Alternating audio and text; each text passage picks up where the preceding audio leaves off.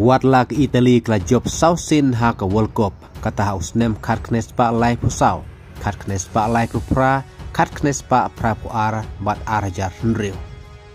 bat ha ke World Cup usnem arajar sipau bat usnem arajar katsau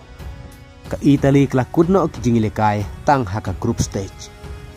nang ta ha ke World Cup arajar katpra bat ha ke World Cup arajar puar Italy kamshim la yorung satia syaknik artli ki World Cup usnem arajar katpra bat ha usnem arajar puar bat menta usnem nagamta ka World Cup arajar punriu kam yo bandung direct na ka group I watla klayo hadu katpra point namar dei ka Norway kapla yorung na ka group I kadba ka Italy pat klahapan yo yakun ha ka playoff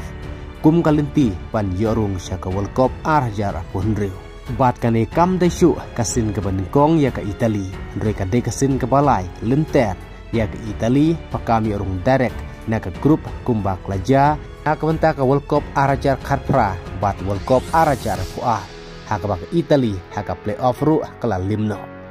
kabala durung sendon sya ke World Cup arajar katpra bat arajar puar na mar bakla limno ha ke jilekai ha ke playoff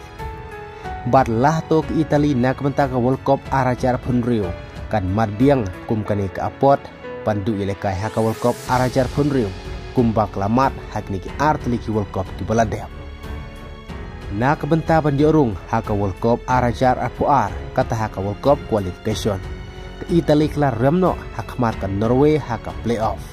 bat kan Norway pat klar limno hak mat ke Portugal haka baka Portugal ka yorung sya ka World Cup arajar puar